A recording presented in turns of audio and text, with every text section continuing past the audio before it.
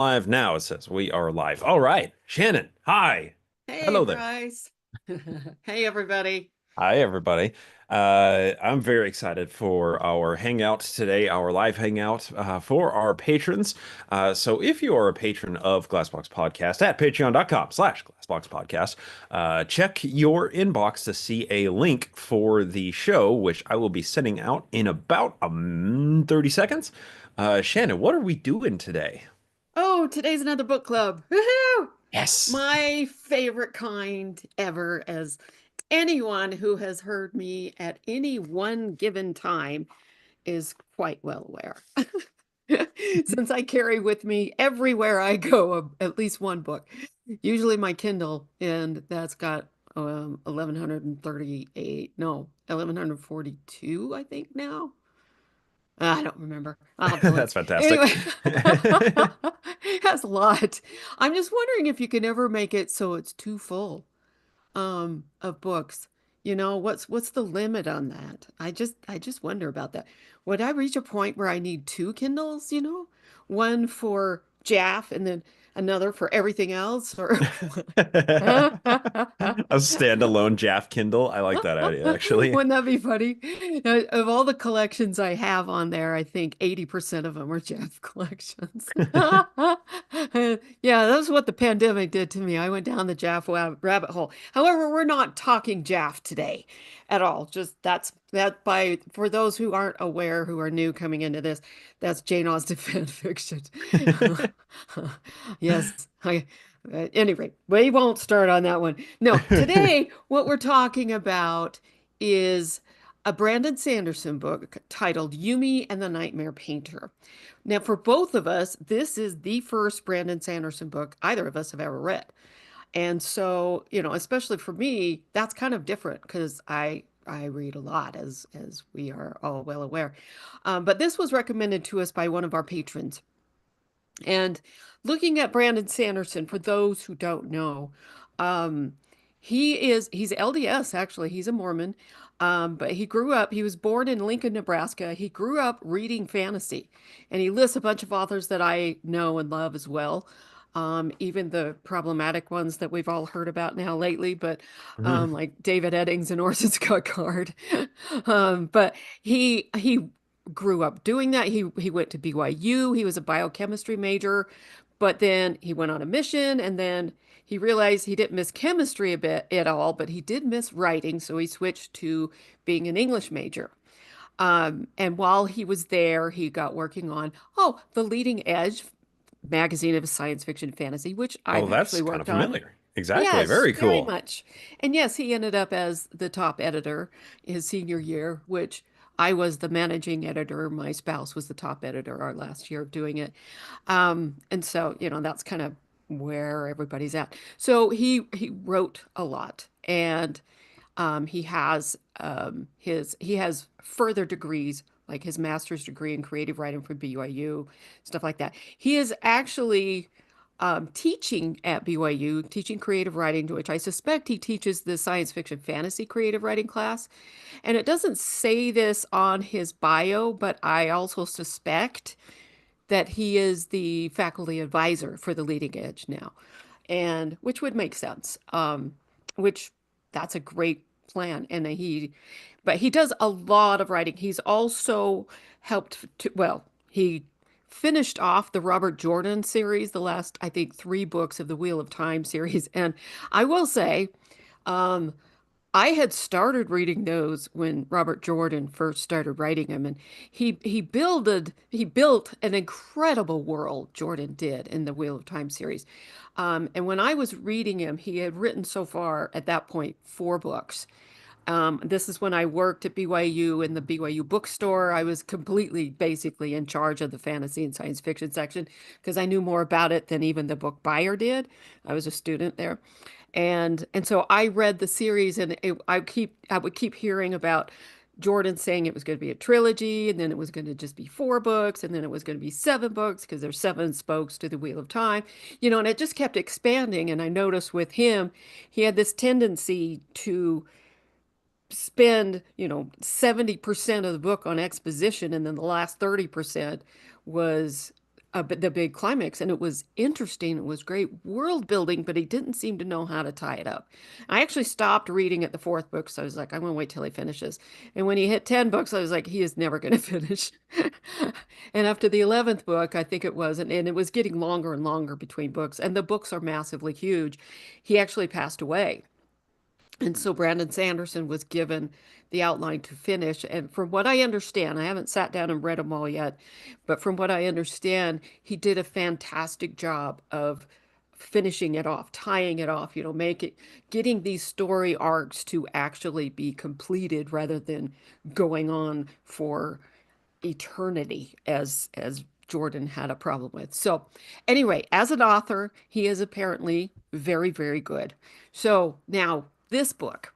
The fun parts about this book is reading why he wrote it. Now, it's listed as number three in a series called Secret Projects, which I was like, okay, why is this being recommended? But it's recommended as a standalone book. So I read up on why he wrote it. And what had happened is during the pandemic, he started writing these secret books, he called them, these secret projects. And he had a bunch of other obligations he had to do, but being stuck home in the pandemic, he ended up writing these as well and just crafting four brand new novels, as he says. He says, I'm extremely proud of them as each represents some new aspect of storytelling that has forced me to grow in an interesting way. Each also takes you to someplace new, original, and vibrant. Three of these are Cosmere books taking place on new worlds, and the other one is something completely different. I might be asking why none of these have titles yet. When he wrote this, that was the case. Well, we thought it'd be fun to keep those hidden for now.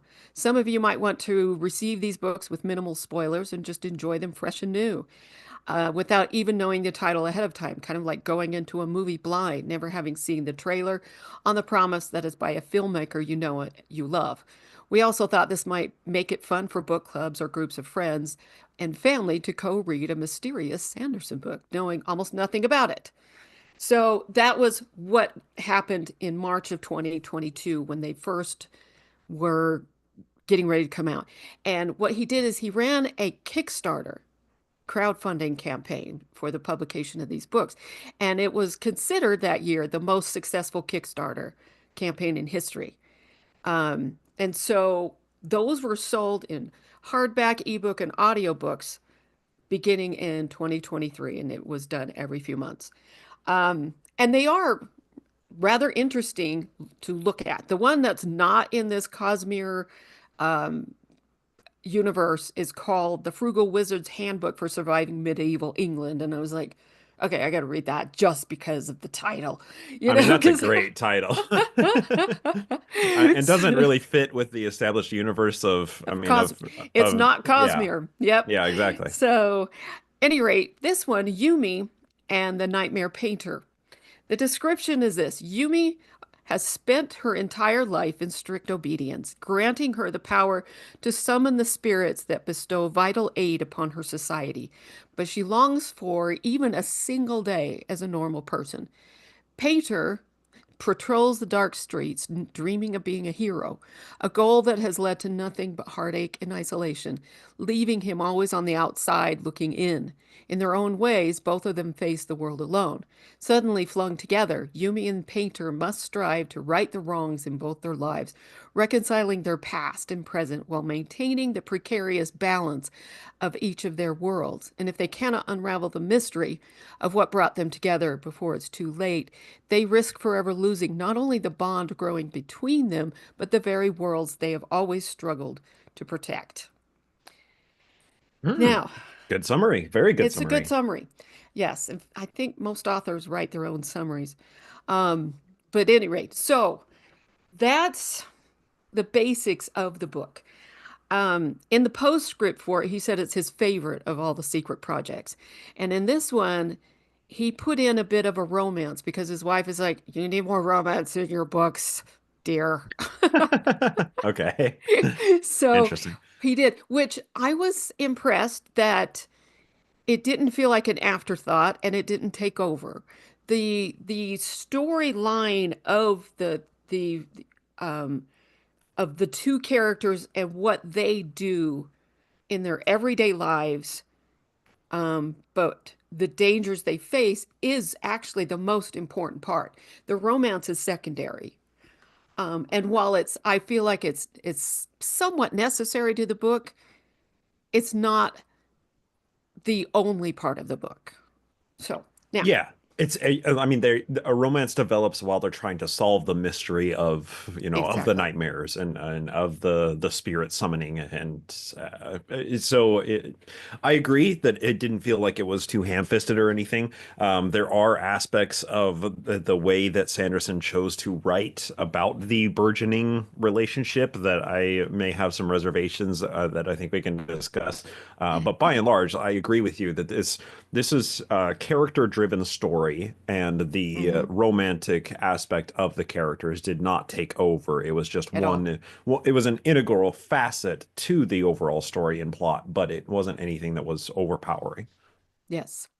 So, another part of his description that he wrote, and this gets into a little bit more of the style this book is written in. And those who have read more Brandon Sanderson, I'm curious if he's always this poetic or if it was just this book that got the most of it.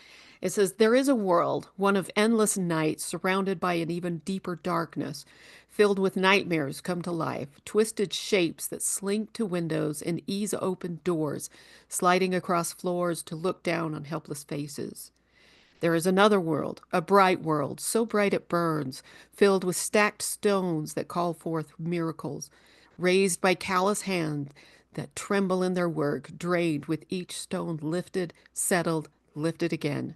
Between these worlds, two souls connect, collide, entwine, a bridge, a path, a road to both worlds, changing forever." And he writes this very poetically. And it's a little stronger in the first few chapters than it is later, because then you settle into it a bit so that as it goes, it's not heavy-handed about it, which that's really good writing. I will say, because it Can starts I you mean, into the world with these poetic descriptions, so it colors it. But the other thing it does is it also sets in motion a theme, which I think is the overriding theme of it, and that is, what is art?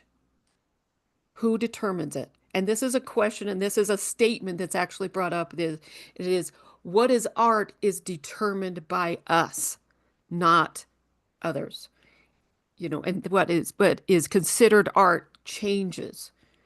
And what you have is these two characters. Now, Yumi, she lives on the world that is just so bright. There's the big star in the sky, but also the ground is so hot you cannot stand on it in bare feet. And so the plants, the buildings, the everything are floating in the air in various ways. And you wear these very specific type of clogs and you walk someplace so that you don't burn your feet. And what she does every day, and it's very defined, very ritualistic on her day, is she is considered the chosen one. I forgot the word for it, the name made up for it, but the chosen one, where when she is woken up in the morning, it's by the two women who take care of her. They don't speak to her, she does not speak to them. They wake her up, they dress her. She's not to do any of that herself. They feed her every day. She doesn't do that. She's not allowed to do that herself. And then when they walk to first the bathing place, which is these just natural springs, they call them cool springs, and they're like, the hot, warm springs we go to here where we go bathing. And she has the ritual bath there. When she walks there, she has these two women hold these big fans around her so that the townspeople cannot see her face, and she is looking down the whole way she walks. She goes to the bath. They undress her, they bathe her, then they dry her off, they dress her again, and then she goes to the place of ritual where she meditates to prepare. And then after that, they go to the very specific place where she starts stacking stones. And the stone stacking, I mean, we've all seen pictures of it. These are used on, the self-help posters and all that stuff, where you see them stacked where they shouldn't be steady, but they actually are, kind of thing. And it's really fascinating, the description of it, because she will hold the two stones and put them together in a way that looks like they should fall down, but yet they can't even be knocked over. And she will pile them very high, sometimes, 40, 60 stones high. And so the description of the first one, you see her working all day. And as she's doing it, the artwork of this, of stacking the stones, the townspeople are all around. And while she's doing it, spirits come up and they come out of the ground and they come to observe because they love to watch the artwork of the stone stacking. And as they're there, and they just stay and they watch. And her job is to call forth these spirits. And then at the end of the stacking, she then binds the spirits. And what she does is each of the townspeople will come up in turn, because there's a list and, hierarchy on the list, and they say what it is they need help with. And then she speaks to the spirit and will bind it to help those people. Well, it'll be something like, um, I need a flyer that will take care of this aspect of farming. And so she says, "Will you do this? I will bind you into it." And she binds the spirit into that, and it works until the next time she comes back around. Well, And and very so, importantly, in throughout this, like it's made clear that the people need the spirits to survive, right? Like the yes, spirits are like doing these things to serve the people in order for their survival, and without the spirits, they will not survive. Therefore, it creates basically this economy of spirit enslavement by yes, the which is Yokohijo. right. That's their energy. That's their not really machines, but yes, machines, It's kind of how their like, cities float. It's how their yes, their plants and crops are watered and harvested. It's how it's yes. everything. Everything is powered by the spiritual energy that is Yeah. drawn by the Yokohijo. So we think of cars, this is how they do their cars. One would be, I need better supports under my house. And so, they will create those little supports. They will, all these kind of things. Send messages to each other, the telephones or whatever. And so, this is done in a very artful kind of way.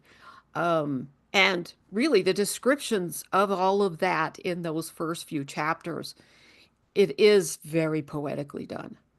And so through all of this, she is called the chosen one. She is called, the most important one. There's 14 young women on this world who are this position, the Well, yogi, what is it called? Yokohijo. Yogi Hijo. That's it. And can we also take a brief moment to discuss the art that she is doing, the stacking of the stones? It is very, very methodical, right? So yes, Yes, it is an artistic expression, but at the same time, what she's doing is a process that she has been taught to do. I mean, she's basically been, chosen at birth in and raised in this very like cloistered group of these chosen children that become the ones who can summon the spirits. And she spends her entire life learning how to stack these stones and do these things. But it's also very like mechanical and very methodical, right? There isn't a whole lot of artistic expression in it because she's doing something that is according to like traditions. There isn't her I should say there isn't any of her own expression. She is just doing right. what she's supposed to do because it's part of the ritual, but she isn't doing it because of an inner drive of herself to create the art. She's doing it as a service of calling the spirits. It's all very mechanical. It's a transactional thing. There's nothing emotional about it, Correct, which yes. is part of the point that is made with this.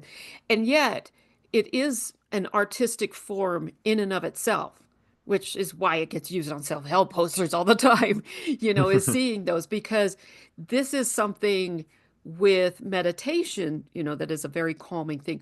Now, for her, it's precision, it's a job, it's something that she it calms her down to do as well. And she's the best one of all the The Yokohijo. Yogi just sorry. I mostly read this. I did listen to the Audible a little bit, but I read faster than I listen than, when I'm listening on Audible. And so I did some so I could talk about the Audible version, but mostly I read it. But anyway, and I'm one of those who often learns how to pronounce words by reading them, not by listening. And so Yumi with this, it is precision, it is all of those things because her life is full of precision. And I honestly, it did remind me a little bit of Orson Scott Card's book Xenocide, because in that there's one character in it who is basically considered the chosen one on this one planet, but she has intense OCD.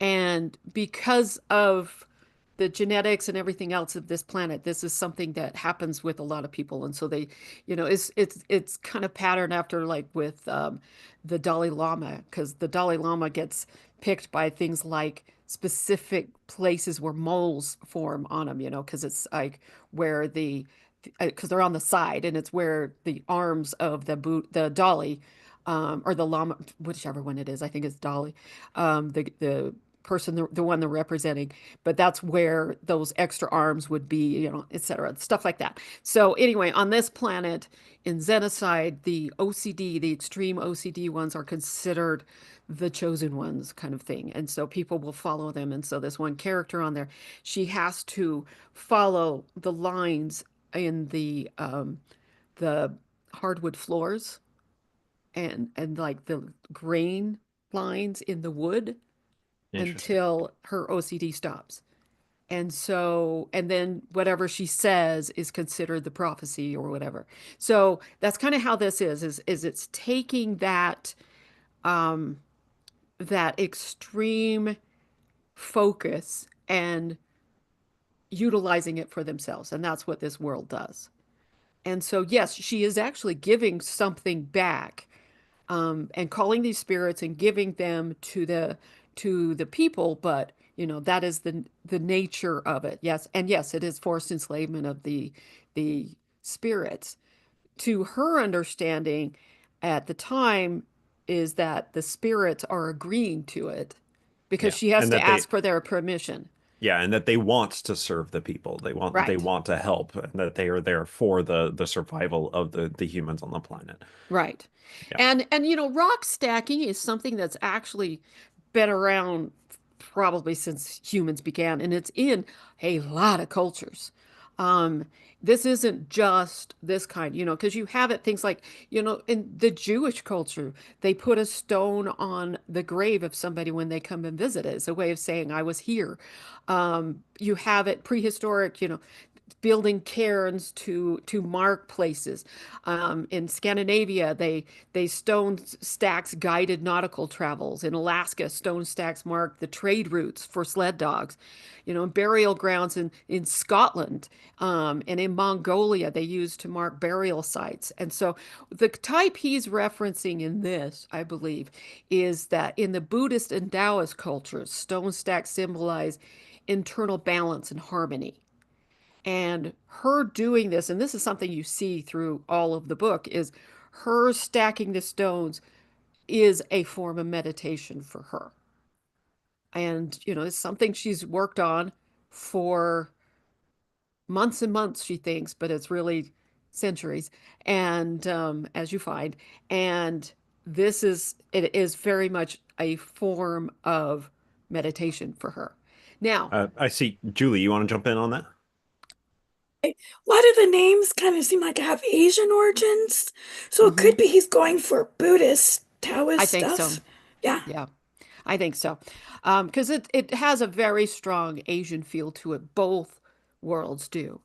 And then let's look at the painter. I Okay, all right. We got to discuss Painter, but first, I think it's really important now that we've talked about Yumi and talked about kind of her world, we talk about Lee Yun, her Yes. controller, because this is one of those situations where, of course, we have the Oracle, the Prodigy, the one chosen from birth, who communicates with the spirits, who summons them. But of course, she is coming along in this long, long tradition, multi-generational tradition of the Yokohijo, that are these people who summon the spirits. And in order to, I mean, this is very much a sisterhood. It's a that they have to follow these extremely strict guidelines, that they have to follow these extremely tightly controlled rituals, that the Yokohiju are able to bathe themselves, to feed themselves, anything.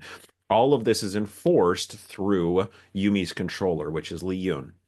And we get more and more. Initially, Lee Yoon is a difficult character for me to deal with, but then as the story evolves, we begin to understand better who Lee Yoon is and the system that she's working within.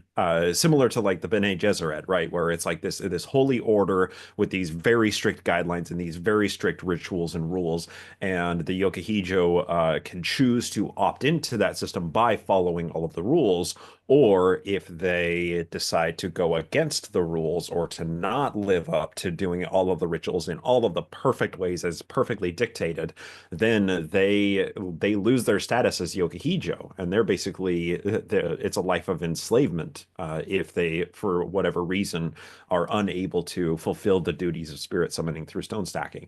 And that is we see the enforcement of this holy order through the character of Li Yun. Right. So it's important to introduce her. Yes, it is. And it's, this goes back to once again, like everything I learned about the Dalai Lama. The the Dalai Lama is considered the leader, but depending on what their personality is like, because they have advisors, it might be the advisors running everything. And this is common through really any leadership place. Because like, let's bring it back to the real world. Is Trump the one in charge or is it the people running him? you know Exactly. and that's the big thing is Putin. I think Putin's the one in charge there. In Nazi Germany, Hitler was the one in charge, but then you have others where somebody else was, and it just depends on their personality. And so like with the Dalai Lama, the current one actually has a stronger personality than some of the previous, and so therefore he's able to be a bit more in charge. But you can't really go against everything else. This went on even with like, well, look at King Charles. Who's in charge of him? I think it's not him. So anyway, all right, so that's them. Now let's go to the Nightmare Painter. Um, Remind me his name. Uh, Nick Nicaro. Nicaro or Nick. Yes, he's Yeah. Sorry, he's referred to as painter most of the time with capital Yeah. P, but he is one of several. But the nightmare painters, what they do is they patrol at night. They have their certain area where they patrol and they watch for the nightmares that come. And then what they will do is paint the nightmare into a different form to stop it. Now, these are separate from what we consider nightmares, and people will have what we consider nightmares, which are just a product of your own subconscious mind. But these are a separate entity that will go and can ultimately kill the human it is causing the nightmare in. But it has to gain strength. And when they begin, which is when the painters, who are the lowest level of those who do this kind of thing, um, they will see them and they will be able to just paint them into a different form, and then they report it and they get paid for that. Um, but the more they come, if the same nightmare is able to come, around 7 to 10 times, it becomes more and more stable to the point where they need the next level up, which is called the Dream Watch. And these are the ones that they all consider the true heroes. These are what all painters wanted to be as part of the Dream Watch. They're the ones that destroy the stable nightmares. And that those are the stable nightmares are the ones that can kill a human.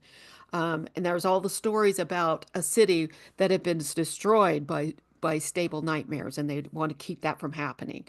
So this is the world that Painter lives in. And he's very much a loner. And the more you see of him, the more you start understanding things from inside of him. You get this with him and with Yumi. I mean, Sanderson doesn't really explain these worlds fully until chapter 39 of 41 chapters. It was an interesting way of telling it, but you are learning about this world from inside and from the day-to-day life of two people that just go day to day doing the work that is assigned to them to do daily. So Painter, he tends to do the easiest painting at all of all when he paints these nightmares. He doesn't, he doesn't always try to fit it to the nightmare itself, but he will paint usually bamboo. Felt that part because he's like, well, bamboo works, so why? Why worry about it? Yeah, Yeah, it works every time. They go into that form, it works. Why should I change it? It's yeah. easy. And it is. It's extremely easy for him, and it's much like stacking stones is for Yumi. Well, So, and let's also say that he when he's confronted with nightmares, when any of the painters are confronted by a nightmare, it's a survival thing, right? Like they are yes, acting very quickly because it is about to do something that is going to cause harm. So it's when the adrenaline rush hits, they have to be able to do something while that adrenaline is pumping, and that he's trained to do something that is a very easy painting. No matter what the circumstances are, it's going to accomplish the object of, yes, chasing off the nightmare. So that he is trained essentially to do these bamboo shoots because it's so easy just to swipe, basically, and that it's very effective, very quick, and it's something that he can do when the adrenaline is pumping. And we see later on in the book when someone is confronted by a nightmare and they freeze, and it's like, well, if you know how to paint bamboo shoots, you then you can. just paint that. Yes. Exactly. And especially the first thing they have to do is calm their mind. They calm their mind, basically a form of meditation, and then paint because the nightmares attack your soul first. And so, the painter has to be able to protect their own soul if they're going to protect the human. And with this, now you see him out on his first night working. You see him at the noodle place, the noodle restaurant where he's eating noodles, and he sees his old friends from school. There's a schism between him and them. He wants to be with them. They don't want him there, and it's difficult to watch because you know something happened, and there's a feeling of guilt you get from him. There's a feeling of wanting. All sorts of things. And during this time, he goes out to do his job. He feels like he has to be alone, so he stays alone.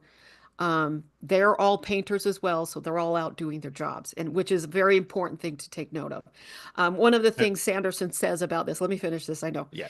One of the things Sanderson says about it is he wanted to show people in a fantasy universe who do just a regular everyday job. You don't always see that. You see the heroes, you see, the dragon riders, you see all of those kind of things in fantasy books. But in this, he wanted to show people doing a regular job. So, with that said, he goes out that night to do his job. Now, with Well, Yumi on I her first day on the job, I'm thinking Aurora, it seems like Aurora wants to chime in at this Oh point yeah, too. I was just okay, with Painter with him only doing bamboo. I think it's also like a symptom of his depression because painting is Mhm. something he legitimately loves, but because he feels depressed about it, he only goes and does the basic thing. yeah. And yes, and that is something you see more and more of later. Um, Well, and it's kind of funny too because when the painters are, they succeed in chasing off a nightmare with a painting, they have to turn it in. He has to turn it into a supervisor, and when he does, yep. the supervisor's like, "Bamboo again?" Like Did you clear. actually do anything? Yeah, Yes, the it's made foreman thinks he made clear. it up. Yeah. Yeah, and it becomes clear that like he's doing these because it's what he knows, it's what he can do in a pressure situation, but also that like he's at a creative roadblock almost in his mind. And Aurora, I think you make a really good point that that's tapping into his current emotional state. He feels like a loner, he feels depressed, he feels no human connection with other people, even though he wants that human connection. And Hmm. he's just doing the very bare basics just to survive. And even that when his superior is like, "Is that all? I mean, is Yeah. that all you can do right now? Like, you don't Yeah. know what the hell he's going through right now." And his foreman thinks he's just making it up so he gets paid. Yeah. Not that he's actually doing anything. He thinks he's just being lazy because he has a reputation, which you don't really hear about until about halfway to two-thirds of the way through the book, Yeah. what happened with that. And so that first night, when he finishes his shift, he's heading home. And this is key. So this is why I want to talk about it, is he hears a nightmare and he knows one's there. He's off shift. He's already turned in his pictures, all this kind of stuff. He just wants to go home. But it's like, well, okay. And he does have a sense of duty on this job. This is a job he'd wanted to do since he was a child, even though his family didn't want him doing it. And so he turns back, goes up, and he finds a nightmare going after a child that is almost fully stable. And so he watches this nightmare as it traces its claw down a child's cheek and draws blood on the cheek. And he realizes he has to stop this nightmare. And so he starts painting to stop the nightmare. The nightmare takes note of him and it ends up running away. And so he goes home, but he knows he needs to report that because they do. They have to report any stable nightmares so that the Dream Watch can go and take care of it. But that's the night when something happens. Now, on Yumi's first day that we see, she had called up 37 spirits that night, which was highly unusual. Usually it was like 10 to 12. She completely wore herself out. She barely had enough in her to bind the spirits afterwards. But there was one that had broken free enough not to have to be bound, wasn't bound or anything, but had broken free enough that it spoke to her saying, "Free us." And she's like, I don't know what you mean. What do I do? How do I help you? Tell me what to do. And it just kept saying that to her that night. Well, that night is when something happens. Both of them get hit pretty hard with, kind of like this light thing. And the next morning, when they wake up, Painter is inside of her body and she is a spirit there. He can see her, but she can't, or no one else can see her, and they see him as her. And so for the next while, and then after they sleep that night, they switch to the next day where she's in Painter's body and he's a spirit next to her. And so this goes on. Every time they sleep, they switch bodies and they basically are experiencing each other's world. And it's really fascinating to watch. There was a quote that happened in it. Oh, let me find it. Um, because their adjustment to each other's worlds is harsh. It's really hard. But there's two things that you see. And one of them, the most important one, is that she is incredibly strong. Yumi is the strongest individual in this entire book. She is, this is a very strong female lead in this. To the extent that when they switch where she's in his body, they don't realize what's going on, why this happens, but she internally doesn't want to be him. So it's her body that everyone sees. So they see a girl dressed in his clothes rather than seeing him. And that changes how she interacts in that world. But there's things like he has much more freedom than she does. He hates the regimented aspect of her stuff and he keeps overreacting to everything. And so this whole just push-pull thing. And I mean, there's one point where she's standing over him in spirit form. Leon is standing over him and they're both glaring at him. And Yumi is just like, you will say exactly what I tell you to say. And he feels compelled to do it, where he's never able to compel her to do anything when they are on his world. So, just to give you some ideas, the mental strength of the woman is incredible, but they don't realize just how important that is at They, first. ha they have an understanding of my world, my rules, your world, your rules. Yeah. Yes, which is interesting because She's the one saying that to him and she forces him into it, but it takes a hell of a long time to get her to agree to it on his world. And it's like, no, I'm going to do whatever I want. I don't care what you say. And he's like, no, this is my world, my rules. She's like, I don't care. I mean, that's not what she says, but that's what she does. So, there's things like she meets up with the old friends of his. They go to the noodle place, and the woman who runs the noodle place, um, Design is what she's named. She's not really human. She looks human, but she's not human. She comes from another planet. Just not everybody knows that. She can And see him, just Painter. by the way, naming a Deus Ex Machina character design a little bit on the nose there, Brandon. A little It on the was nose. nicely done, actually. It was very nicely done. But I wouldn't even call her a Deus Ex Disagree. Machina because Well, she doesn't Oh, save anything. She just helps them understand, but she is not fixing everything. she's not fixing everything, but when the characters are finally to a precipice of nothing is making sense and they need a situation help, Design is the one who tells them all the secrets of the universe. Technology, Design is yeah, the though. one who extends their bond so that they can now be a couple blocks away from each other instead of, right next to Yeah. each other. Like She has Design is the that. one. She has She, that machine. She's the, yeah, that would belong to the guy that came with her. And he's interesting because the main storyteller, his title, you don't find out till like chapter 12 or something, but his title is interdimensional storyteller. That when he and Design, because he put Design into the human body, but when they landed on that planet to see what was going on, there was an attack made on him, and so his personal protections put into place, and he became a statue. And so she just made him a coat rack in her noodle restaurant, and so he is just this weird old man coat rack that everybody uses, and he's just is standing there watching everything.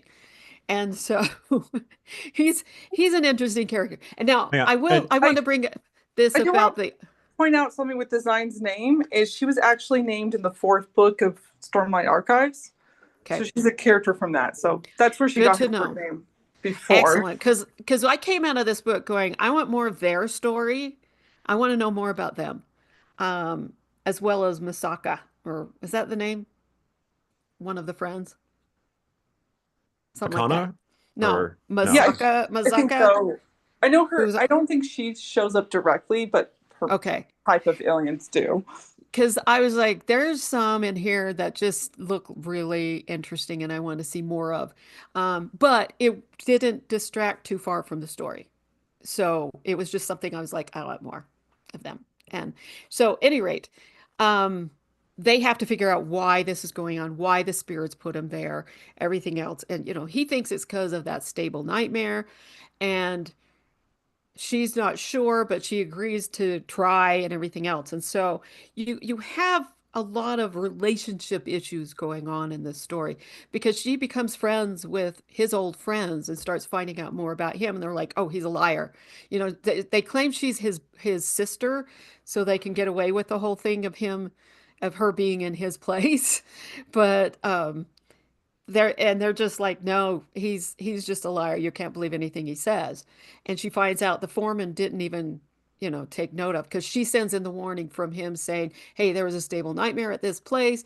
He promised that you would help to remove the people to a new place so the nightmare can't find them again, yada yada yada. Nothing happened. Didn't even get reported to Dreamwatch like it was supposed to because nobody believed him because they saw him like the boy who cried wolf sort of thing. Yeah, the Dream Watch is supposed to be this like really good painters, but Hmm. then Painter finds out it's just nepotism, it's just everybody's friend. Yep, And it's who you know. yeah, he wanted to be the whole thing. So he wanted to be a part of the Dream Watch because he was such a good painter. But then he found out like he had never had a chance for the job because he didn't know Yeah. anybody. Yeah.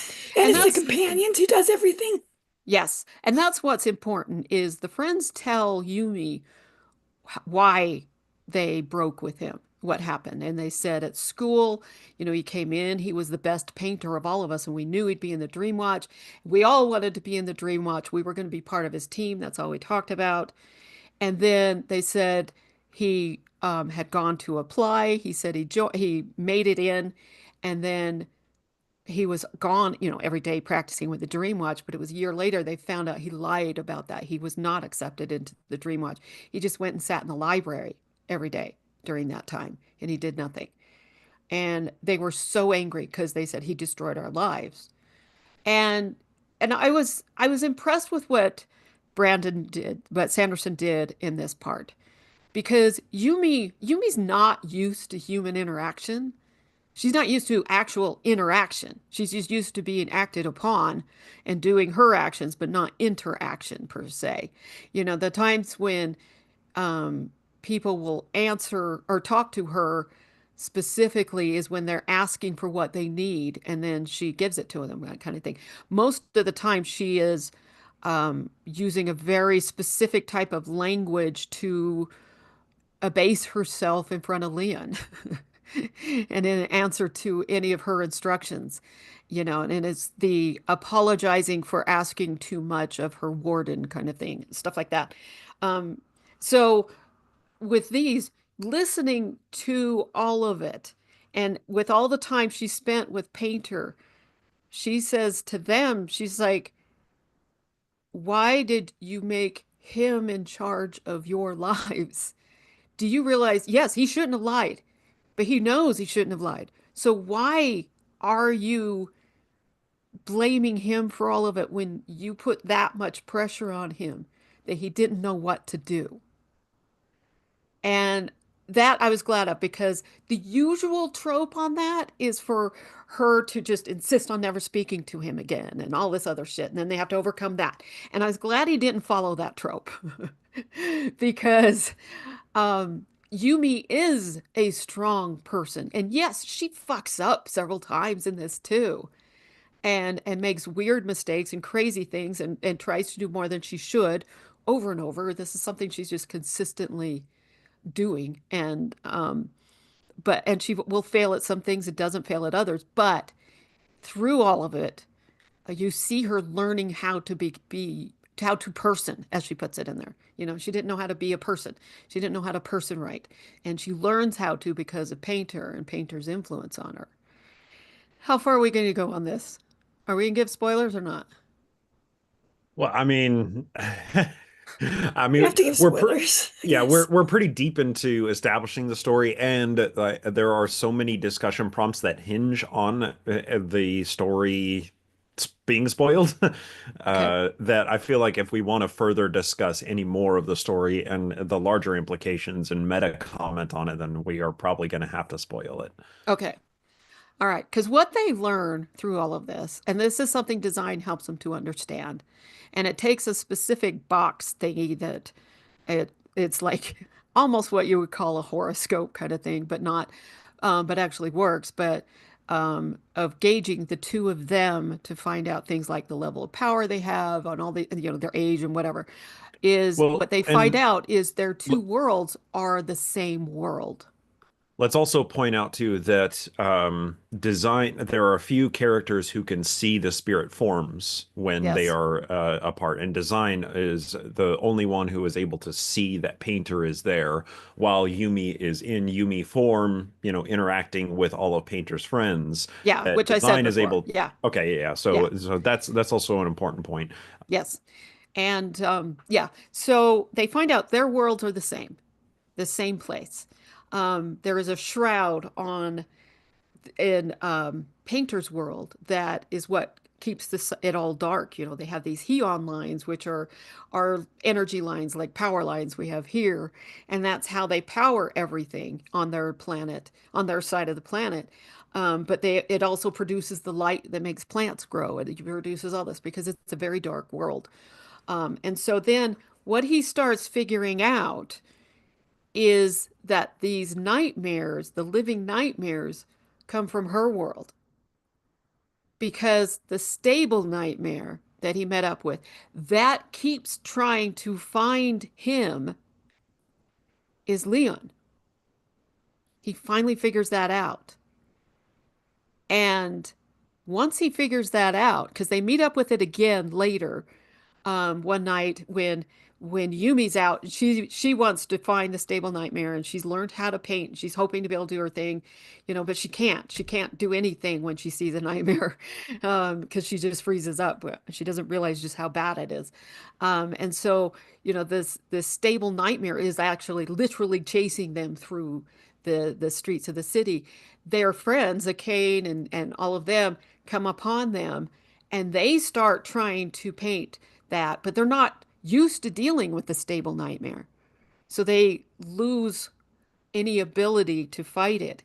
And as this is happening, Painter comes in and see, one of the things is learning to, and this reminds me of in the Marvel universe, the uh, the one who trained Doctor Strange, and Doctor Strange can do it where he knocks them into the astral projection area, um, where he knocks like their soul out into that. So that's basically what's happening in this world is, their soul being knocked out. And so they also will take the soul, because Yumi learns this really fast, and design teaches Painter how to do it. But where they can physically do something by using the soul of whatever it is, the soul of the paper and the pen and all that stuff. So when when Painter realizes the nightmare is going to kill all of them, including Yumi, he's able to take the soul of a paintbrush and the ink and paint the nightmare away, to chase the nightmare away. And it's really a lovely moment because this is him finally doing what he wanted to do, which is be the hero. And Um, it's a special scene too because he begins with the bamboo shoots, and that's just not enough to keep back the stable nightmare. It seems completely unfazed by what he has trained his entire professional career to do, and right. realizes that he needs to actually exercise creativity in order to contain this stable nightmare.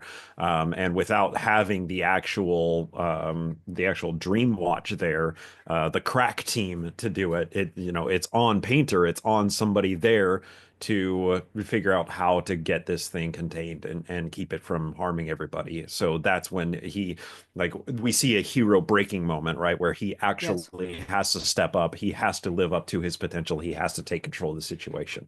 And Yeah. I think it's beautifully done. And the mortality of the whole situation is very clear. Like Yumi gets hit and feels like all of her energy being drained away by this stable nightmare.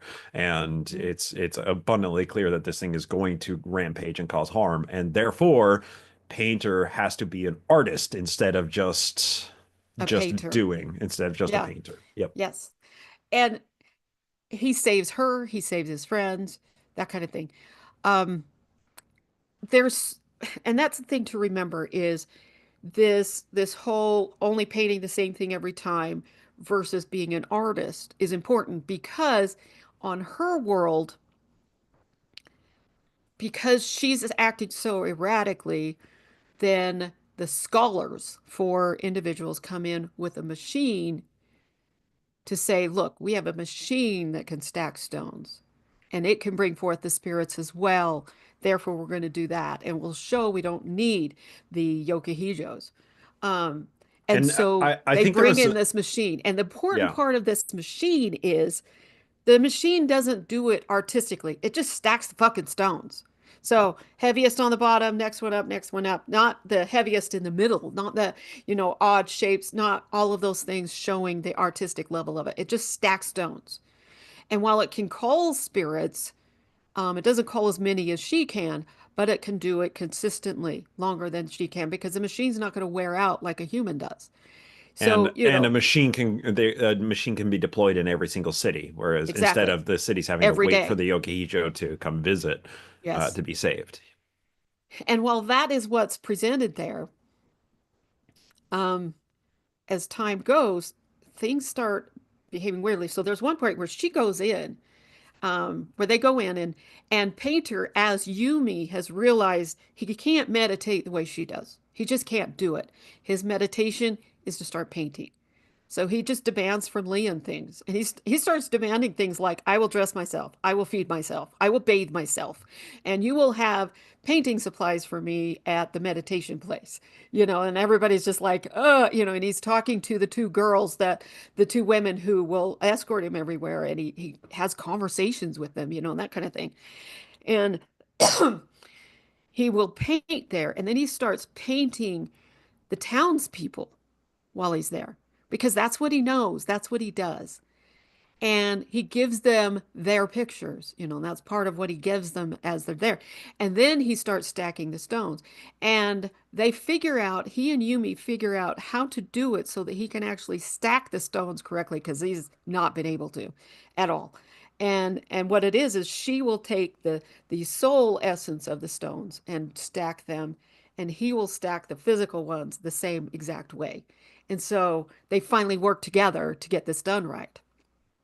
Well, it comes down to it where she's like, it's the machine that's the problem.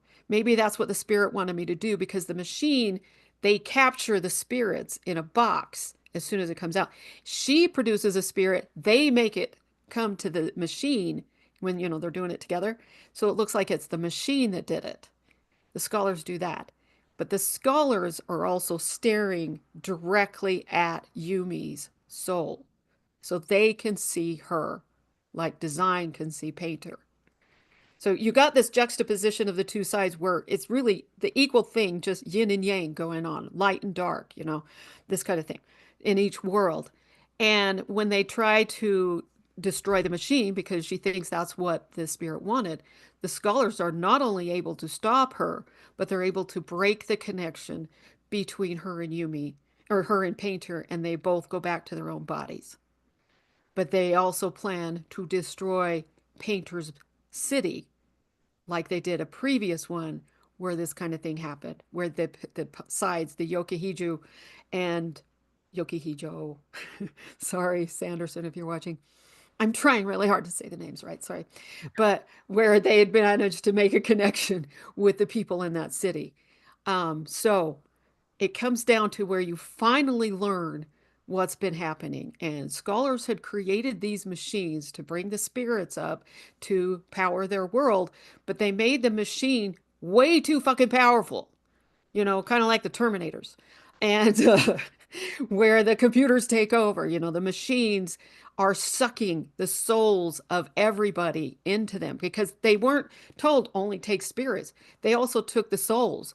And so all the people on that side of the world got sucked into the machine and put into, and it was really what the shroud is that's covering Painter's world.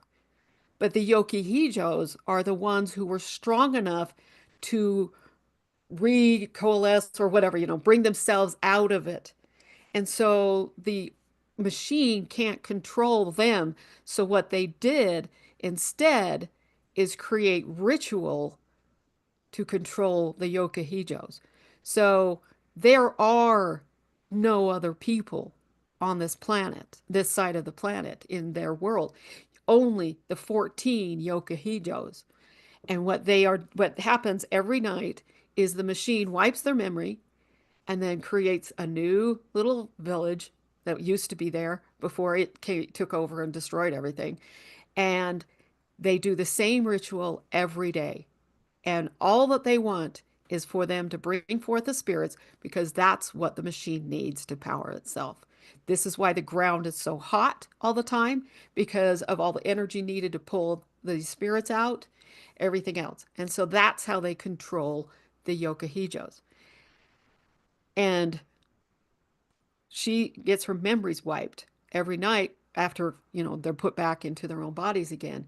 Painter realizes what's going on. He sees the stable nightmare and talks to it this time because he realizes looking at it, looking into the eyes, looking into everything else, and really using his artist eyes to look at the stable nightmare is this is Li Yan. And so he speaks to her and he finds out that at night the machine relaxes its control and these souls come out of the shroud looking for a body, looking for themselves, trying to find themselves. And that's why they will destroy people. And so he speaks to her, finds out these things are happening, their memories are wiped, all of this is going on. He says, you are to protect Yumi. Your job is to protect Yumi. And he gives her a painting that Yumi had made. It wasn't very good, but it's one Yumi made of him and her and Painter at the carnival having a good time. And he says, give this to her. And that brings back all of her memories. And so they realize the machine really is going to send all the stable nightmares, going to make them all stable and send them all to destroy Painter's city. And that's one thing Leon tells him. And so Painter tries to get a defense ready. This is when he finds out about the Dream Watch, that they're just there because of who they know, not because of what they can do. Doesn't matter how good an artist you are, because all that matters is where you came from and who your parents are. Um, and so he realizes it's just the painters. It's just the basic soldiers that are going to be the ones having to stop them. AKA And all of his friends, his coworkers, his colleagues who took such good care of Yumi when she was there, yes, inhabiting her body, but with his spirit attending, walking around with her. But yes, all these people who we've come to know and become friends with, that who have these, hated him because yeah, of for what because of happened his at lie. school. Yeah. Yeah, Because he lied to them, they felt betrayed, and they feel like they can't trust but anything he says. But then, when push comes to shove, big final battle happens. Right, they yeah. are there. They His friends do come to the end rescue. up, the friends come and they end up with like 37 painters there. They know there's going to be 100 stable nightmares coming because that's what Leon told him. And they fight them. Um, but what he finally realizes during the fight, because they're losing and they know they're going to, um, is he needed, because they're told not to paint them into human figures because a human figure could still kill you. Um, but what he does is he starts realizing, since that he realizes they are the people he had seen, so he starts painting them from his memories of seeing them. And once he does that, they're able to stay in that and they stop fighting. And the other painters realize what's happening, and so they hold him back with, small things like little flowers or whatever until they could, he can get to each one. And it's Painter who's the one who saves the day because he knows who the nightmares actually are inside. But in doing so, while he's doing all of that, Yokohijo or Yumi is over on her side, realizing if she doesn't stop the machine, it's just going to be thousands of them going every day until everybody in Painter's World is dead. And so she goes to stop the machine. And how does she stop it? She starts stacking stones. She's in the actual world, not their projection of it, and she is stacking all the pieces of buildings and everything else that have been destroyed by the machine and just stacks and stacks and stacks and stacks. And this machine tries to do it faster than her and fails and knocks things over because it's not done the right way. And she has 17 centuries of muscle memory going on with her because that's how long this has been going on. And just stacks 40, 60 stones high into these spirals and into this just beautiful piece of artwork and pulls forth every single spirit there is and keeps it away from the machine till the machine stops because it can't anymore. There's no energy left in it anymore. And she destroys the machine knowing full well that she is not human anymore. She is a projection as well, and that this is destroying her. But the others are people. She wants them to survive, so she does that because that is what she was the chosen for, is to give her life for everyone else. And so that's what she Well, and does. and I mean, let's talk about that a bit too, because so many interactions throughout the book, she is reciting what Leuna's told her to recite every single day, and is that I exist to serve the people. I exist to commune with spirits. I do not exist as a human, my own entity. I only exist to be a conduit to help other people. And Right. she keeps speaking that over and over and over. And we see throughout, as she is gaining more personhood, as she is making friends with Painter's friends, as she's becoming more and more human, she's beginning beginning to question the tenets of this tradition that she's raised in. But now that she's confronted with the machine, realizing that she's a construct of it, that she is, on a self-destructive path, that she accepts that, maybe those things are true about her, and that this is her calling. She has been chosen for this very thing, for this self-destructive path. Right. And there's been foreshadowing throughout all of this because you get that, chosen, give her life for it. But also, when she's watching the television or whatever it's called in his world, I forgot what it's called, but that's basically what it is.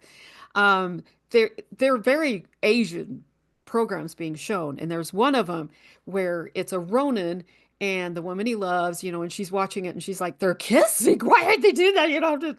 All this stuff. But then it ends with them not being together. They have to separate because that's the nature of the story. And he's like, no, that's what these are. And she's like, that's stupid. They need to stay together. And he's like, no, this is how it ends. This way they always end because, this is reality. The world is set. And there's a lot of Asian films where it's a sad ending. The somebody dies or whatever, they can't stay together. This is the nature of the ending. But you also get this one member of the painters, this one friend who she has been doing what she calls dramascopes instead of horoscopes, where she takes the dramas and uses those to predict what your life will be like.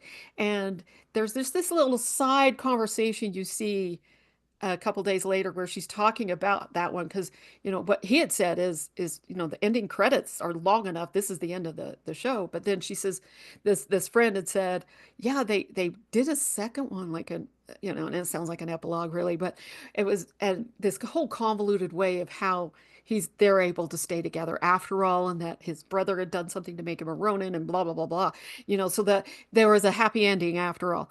Well, if you pay attention, there's going to be some foreshadowing everywhere because what is Painter? He's a Ronin. Ronin are samurai that have been thrown out. So he's not able to be with the group. He's by himself, but he still does his job the way he should, that kind of thing. So anyway, what does Painter do when he realizes she's dying and they're talking to each other because they can because she's that strong. And they both are just saying, I love you, please. He's like, I don't want you to die. She says, I need to die. This is the way it works. If I destroy the machine, then I die and it's okay. I'm fine with this.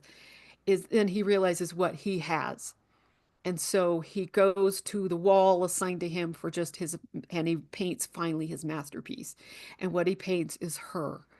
And it's her in her world at a moment when she was doing something, hooliganism, as they called it in that world, and where she just loved it and she was enjoying it. They're on this tree because the plants float in the air, and they were escaping the scholars the first time in this tree, and he paints her in that tree. And basically what he does is he paints her back into existence.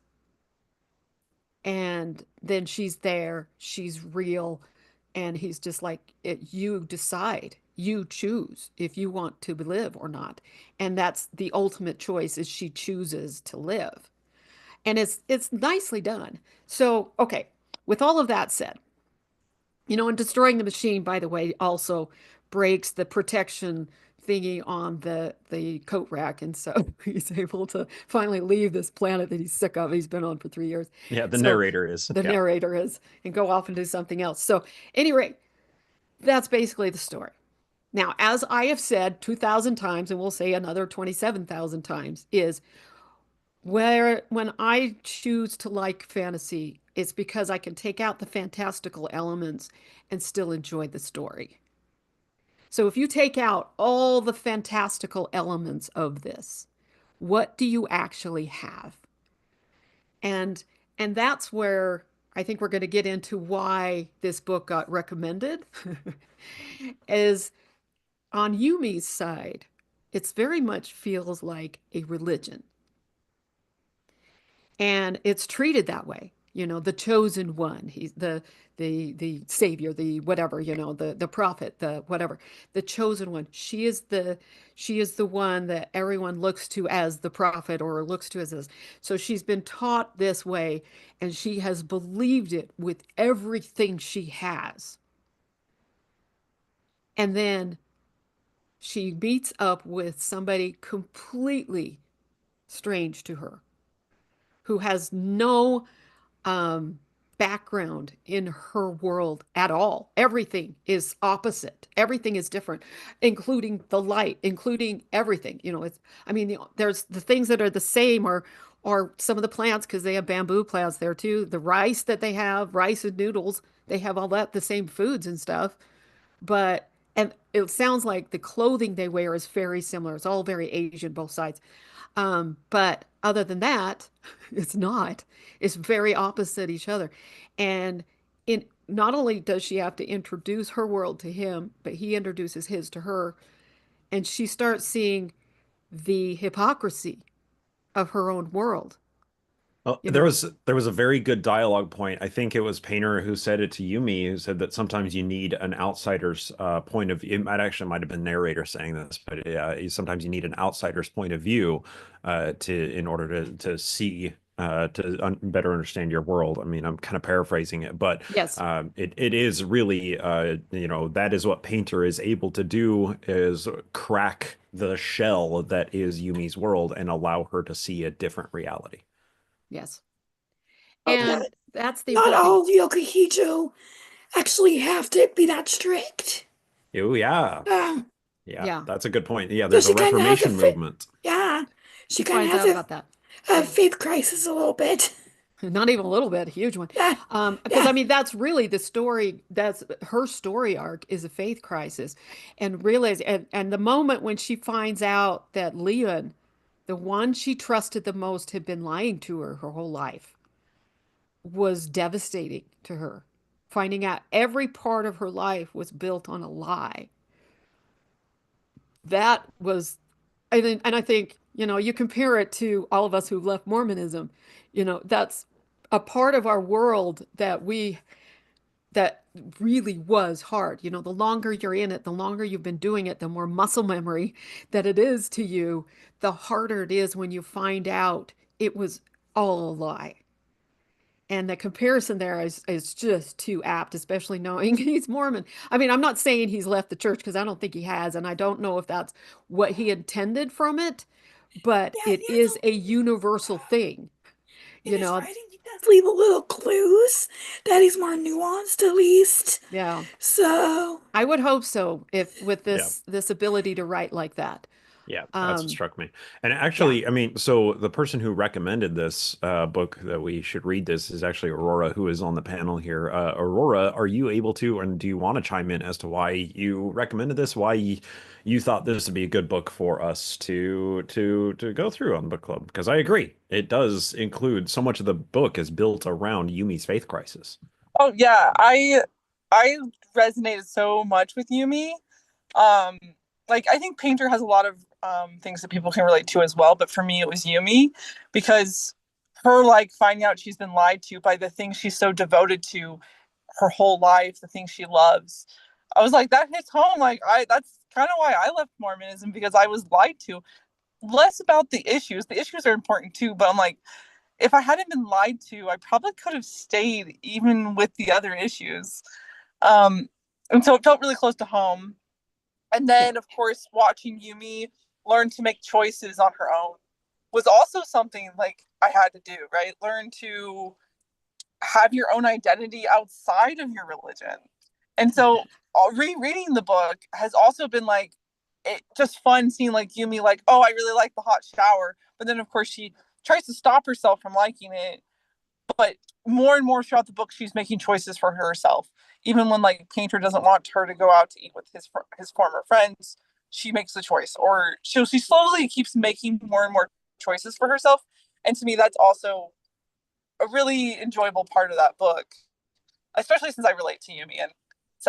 And I think a lot of people will. And I do think Sanderson, whether it was intentional or not, um, I know he's a more nuanced Mormon. He's still Mormon, from what I know. He still teaches at BYU. Um, but he has written like an atheist character in one of his other books. So he's open to exploring people that are different from him. And it's something I really appreciate about his books, that he tries to include lots of different type of people. And That's so good. someone who loses their faith, which he's actually done that story before, this one just hit more close to me than the others. Yeah, that makes sense. And that's a big part of it. Um, and then another layer to it for me is about art and the statements he makes about art. And I loved how this was done because very much bookended with art. What is art is determined by you. You choose what is art and what isn't. It isn't always the same. And it's big on choice here, but there's one quote that I have in here. Art is about intent.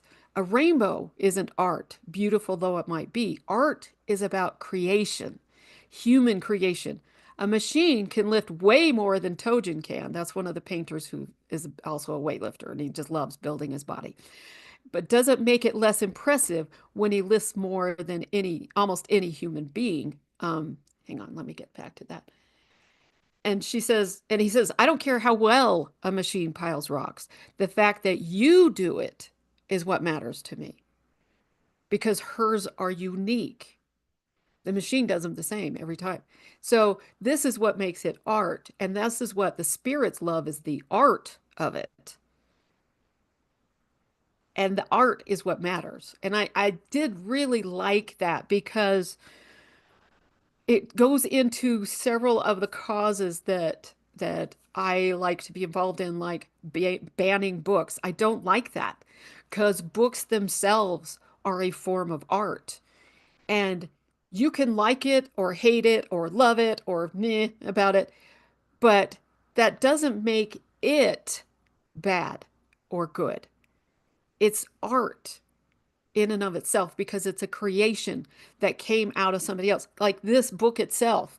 This book is a form of artwork and is beautifully done in that form, in the way he wrote it. And so, the poetry that he wrote it in, the descriptions that he wrote, the artwork that's in there, which I mean, the Audible describes it, which is annoying to me on it, frankly, because it stops the story.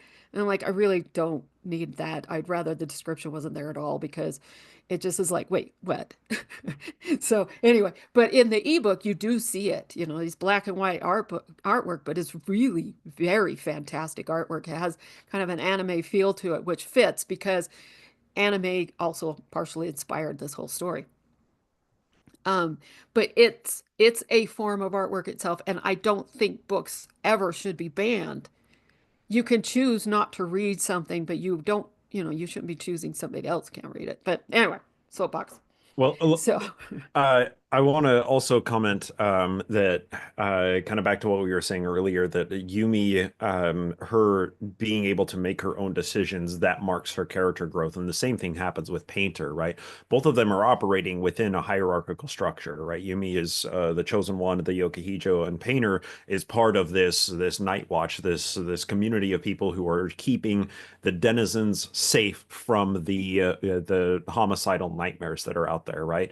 But Painter is also working within the hierarchical structure of having, the Dream Watch, the higher ranking, the more, paint the really powerful painters that he learns are just there because of nepotism, right?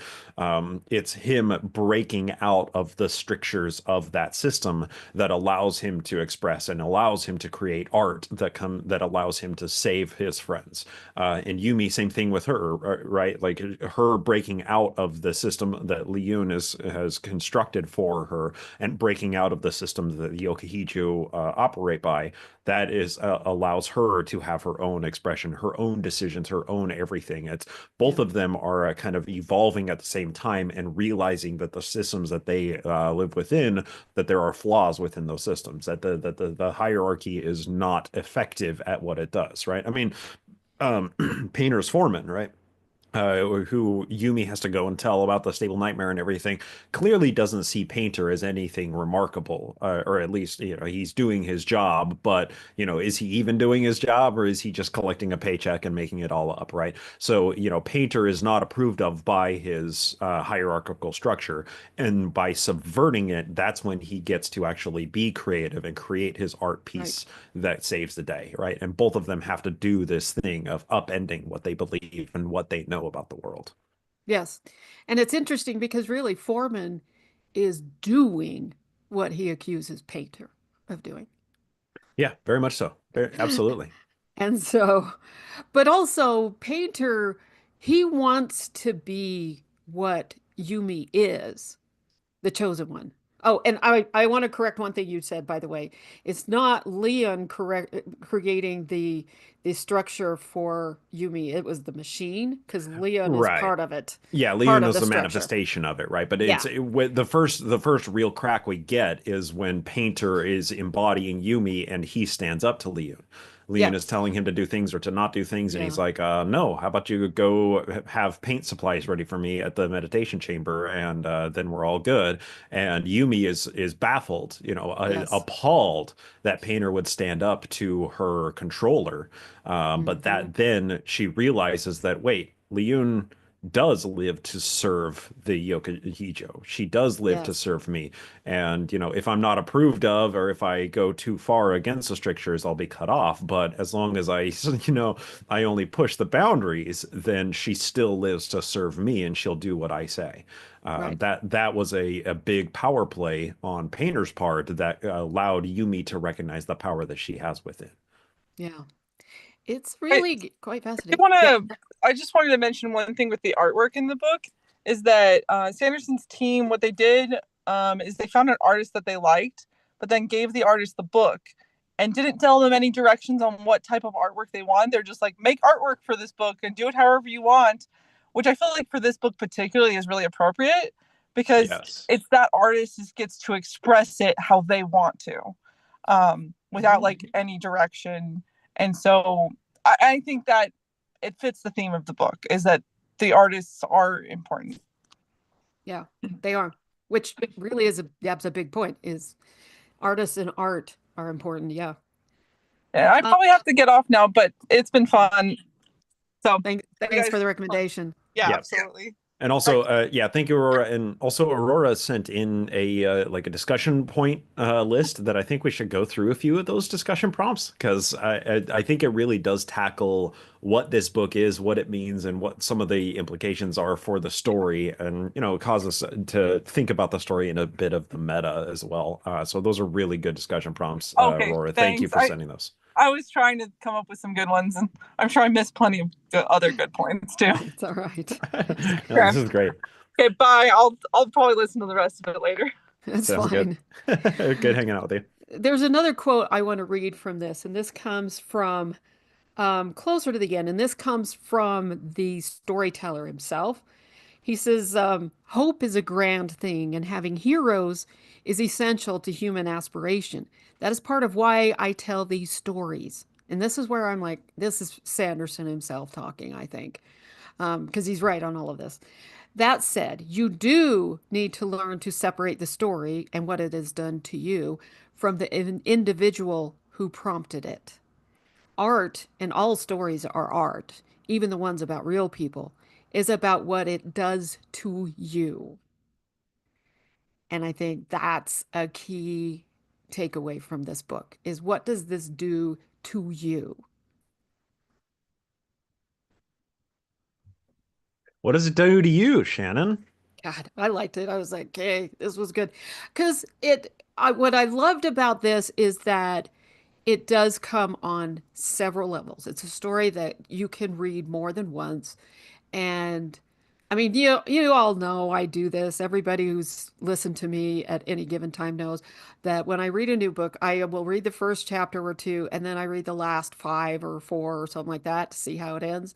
Because if I don't, if it gets me really caught up in the book, I read faster and faster and faster to get to the end and don't take in all the nuances. And so, yes, I'm one of those readers that Stephen King hates, and that's why he serialized the book Green Mile. So I didn't even read it.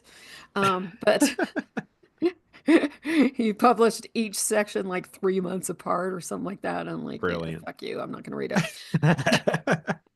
It's a good movie. I need to read the book. Anyway, but so I knew going in, so I knew reading it, what was going to happen at the end, which I was glad of. There were some things where I was like, I'm not sure what I think about him taking that long to reveal all parts of the world.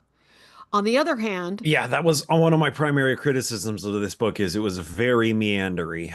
A lot of stuff that was character driven. The whole story is character driven. mhm. And that I like character driven stories, but also so little character development happened until we get to like chapter 20, and then the story just sort of happens. It just everything takes a very long time to happen in this book. I think it's stuck in the chicken world building, I think. There was a lot of that, but then also the problem with the world building is you don't get most of it till the end. On the other Yeah. hand, they don't know it till the end. So I can see why he did it that way, why he wrote it that way. I felt in those first 5 or 6 chapters that I was entering an already established universe, and I was questioning because I was like, okay, Aurora says it's a standalone. Is it really? Because I feel like I'm just going into one that's I should already know about from other books.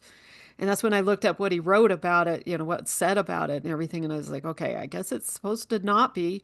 It is a standalone. And it is. It is a standalone, but you need to just let yourself experience that. But on the other hand, this also makes it good for a second, third, fourth, 12th read. Because going into it knowing everything, you can pick out the nuances that are in there. And there's a lot of nuance to this. There's a lot of art to this book, and it makes the beginning chapters much more important than I realized, knowing what the end is. And so that changed everything because you have to see what their day-to-day life is like. And you have to have that feeling of what they are like Painter have just doing the basics because nobody wants what he's capable of. But seeing that this is his day-to-day life, you don't really find out what he's capable of till 2/3 of the way through.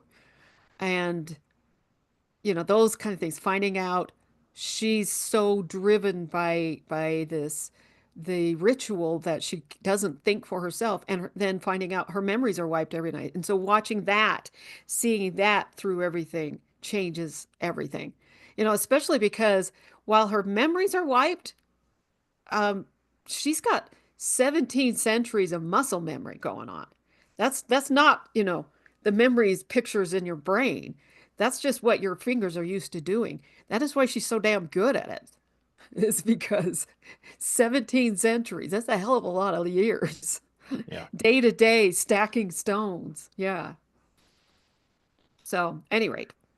Yeah, same overall question to you, Julie. What did the story do to you? What do you think about it kind of overall? About art. And I kind of thought about AI and how that has to do with it, and how sometimes what we love can be a job, and like we kind of need to get out of that and still find the reason why we do the art and create. Yes. Yeah, I like that. And that's actually a story point that I wanted to focus in on a bit too, because there's the vilification of the scholars and the machine that was systematizing the religious system, right? Because Yumi's entire job is as this oracle, as this conduit for the spiritual entities to translate into her world, to be able to affect her world, right? She is the one who is conducting the magic rituals that is communing with the spirits. And the entire problem with or the entire main focus, the villain of the story is the scholars who have devised a machine that takes over the job of the ritual of the actual humans doing the religious expression, and that really is the I mean, there are multiple ways to look at what the machine is, right? And Julie, I think that you make a very good point of like AI, right? When we abdicate our creative abilities to machines, then everything becomes systematized. Creativity itself dies. Human expression dies when it's just machines who have taken over this job. But at the same time, I think there's religious commentary in that, right? When you have like the religious systems are supposed to be there for our spiritual fulfillment, for communing with spirits, for these things. But when that is replaced by machines that are just following the rules, who are just doing things by algorithm, that's when the entire system becomes corrupted, right? And I think that is very good commentary on Mormonism, right? That like initially, sure, it's the idea is to commune with spirits, to establish personal revelation for people to have their own religious expressions, but after the death of the founder, it becomes very legalistic. It becomes very hierarchical. It becomes very machine-like, and that's when the entire spiritual pursuit becomes corrupted. So I think that there are multiple ways to interpret the overall storyline, and I think any of these, and that's part of this art, right? It's in the eye of the beholder, right? How do you interpret this art form? And that's, I feel like there are many ways to look at it that the story is applicable to modern day. Yeah. Yeah. Up the There's temple, another how like ritualistic that is, and how you have to do exact in all the rituals, word and for word, yeah, every word for bit. word, Exactly. Yeah, or the magic exactly. doesn't work. Yeah. Yeah, or it doesn't work, It right? won't work. We got to start over. Yeah. Say the sacrament prayer 17 times to get it That's, right. that's exactly what I was gonna Like your say. hair floated up Yeah, in your the hair baptism. floated. Oh, your feet came up in the baptism, Yep. whatever. Yep. Oh my God. There's one more quote I want to read, and this comes from the epilogue. He says, "Why do we tell stories? They are a universal human experience. Every culture I've ever visited, this is the storyteller, of course. Every people I've met, every human on every planet, in every situation I've seen, they all tell stories. Men trapped alone for years tell them to themselves. Ancients leave them painted on the walls. Women whisper them to their babies. Stories explain us. You want to define what makes a human different from an animal? I can do it in one word or 100,000. Sad stories, exultant stories, didactic morality tales, frivolous yarns that paradoxically carry too much meaning. We need stories. And we do. We absolutely do. We need that Yeah, because it does absolutely. explain the human experience. It explains all of it. And so seeing all of it, but understanding what it means to human. And so, and I like that he pointed that out. Frivolous yarns that paradoxically carry too much meaning.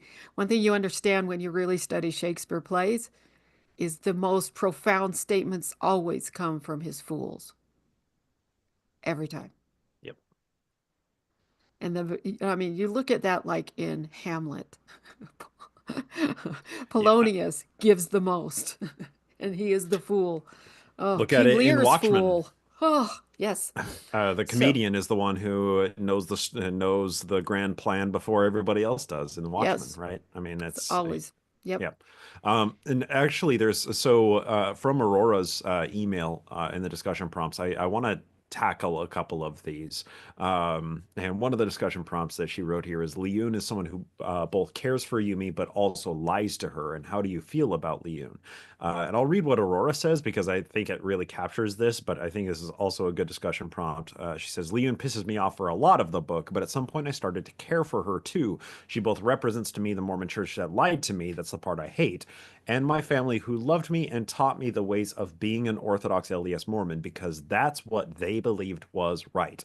I love my family, and so I can't help but love that aspect of Leon. Yeah, And yeah, Machine. she is. And that's the yeah, other thing is Leon had no choice. exactly. And once you realize she had no choice, you change your attitude on it. And you see, I mean, seeing her and seeing the attendant starting to break free from that a bit, the control and everything. That was really interesting when you see her conversing with Yumi rather than directing Yeah, Yumi. telling her what to do or how to do Yeah, something. Yeah. yeah, that was fascinating. Yeah. Yeah, yeah, for sure. And this okay, so I have some criticisms of the book, and maybe we can just alight over those pretty briefly here. But I agree with Aurora's point here. One of her discussion prompts is Hoyd is a character that's the narrator in Sanderson's Cosmere books. Sanderson chose to have this book narrated by him. His method of narration has some unusual aspects to it. What do you make of it? And she says, Hoyd's narrative is my least favorite part. I think his Yeah, narration works for Tress of the Emerald Sea, but takes away from this book. When he addresses the reader, sometimes it takes me out, which isn't what you want a fiction book to do. right. And I'll say, yeah, he broke the fourth wall for me a couple of times that felt just very self-serving and very much like Sanderson was like, "Hey, look how profound I am. Look look at the observations that I'm making. Look at the social commentary I'm making with the story." And I found it very immersion breaking and tough to deal with. And what was interesting was he established it as a fascinating and quirky character. He's a coat rack, right? Like he's a statued coat rack throughout it.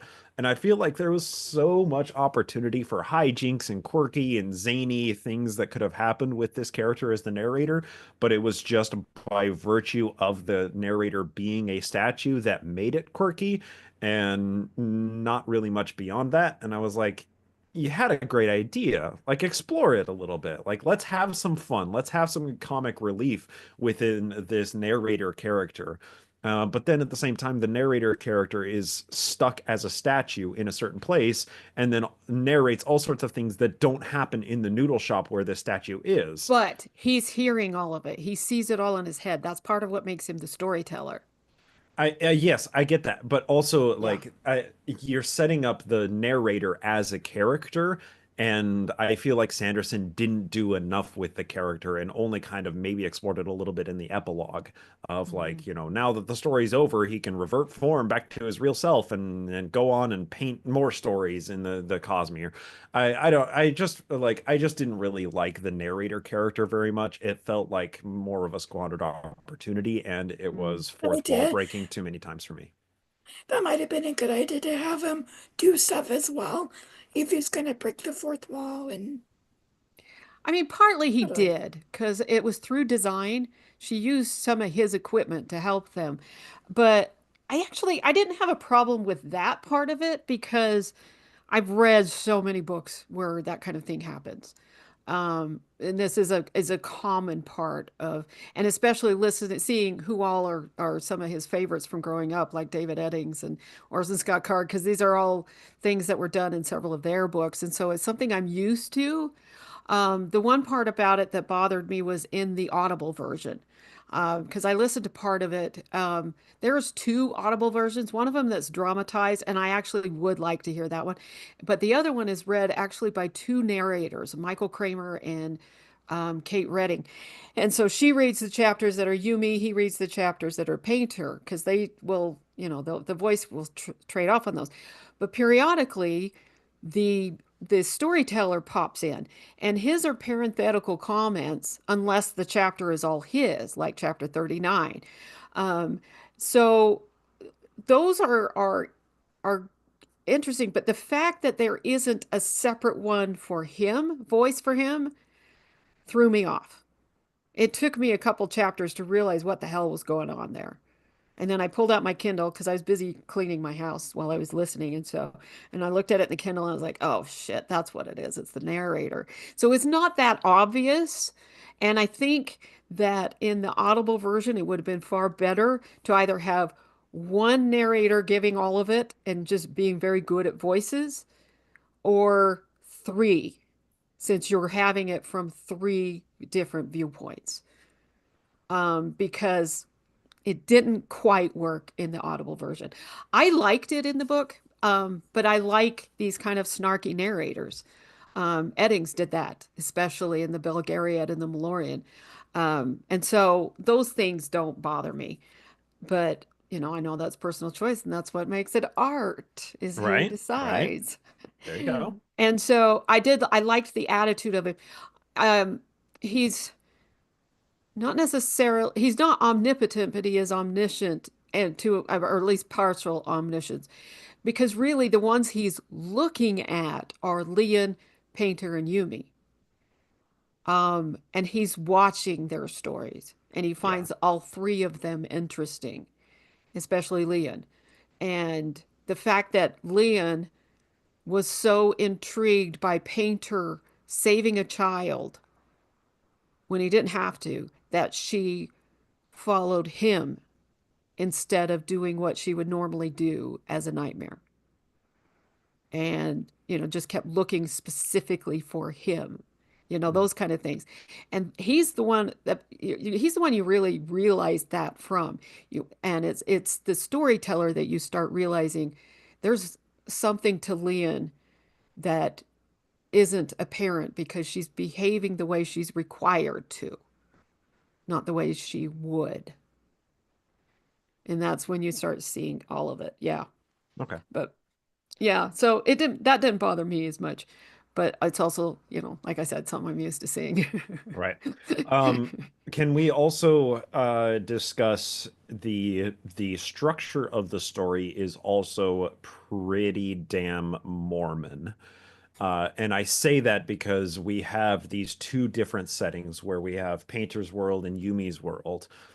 And when the two of when their spirits are connected and we get to see them both in each other's world, Yumi controls only her own body in Painter's world, but then Painter controls her body in her world. So that feels, I don't know how else to say it, that feels very sexist Mormon to have the entire story structure built around, oh, he controls her body, but only she can't control his body. She is there in his world in her body. Yes and no, because she just refuses to be his body, whereas he can't do that. I mean, she didn't really have much of a choice when she first woke up in his world. She was, or both of them were expecting that she appeared to be like Painter, but then when the Hmm. foreman comes by, or sorry, no, what first person A she cane, interacts with is Akana, right? That's a when kind of. that's when they both realize that, oh, it's Yumi in Yumi's form here. Now we have to come up with a bunch of lies to figure out, oh, Yes. well, it's Painter's girlfriend. No, it's Painter's sister. It's whatever, right? But that is to say that at no point is she controlling his body, right? No. It's a one-way street of control. Yeah. Which it's presented in an interesting way because it's basically reversed the misogyny you get in Mormonism because she just instinctively is not going to be him. She's going to keep herself there, and she's strong enough to do it. He is not.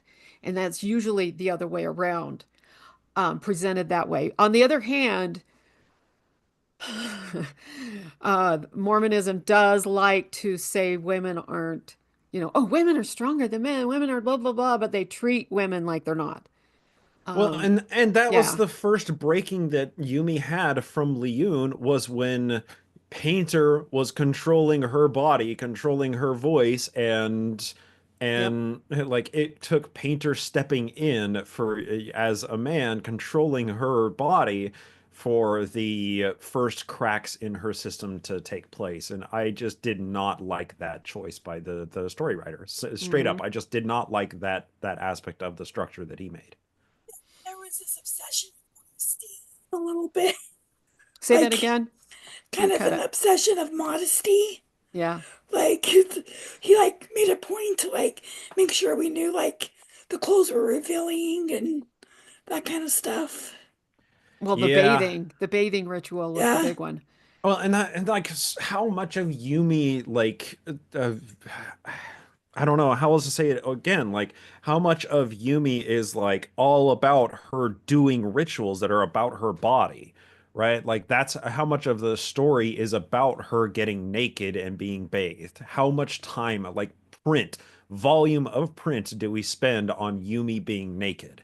And oh, sure, Painter is naked during these, and we get only basically one illusion or two illusions to her, to Yumi staring at Painter's body. But at the same time, so much of the print is devoted to, oh, she's being bathed, she's doing these things, and oh, and now she's taking a shower, and then we get an entire chapter of her clothes shopping, and half of the chapter is, what do I do with my boobs?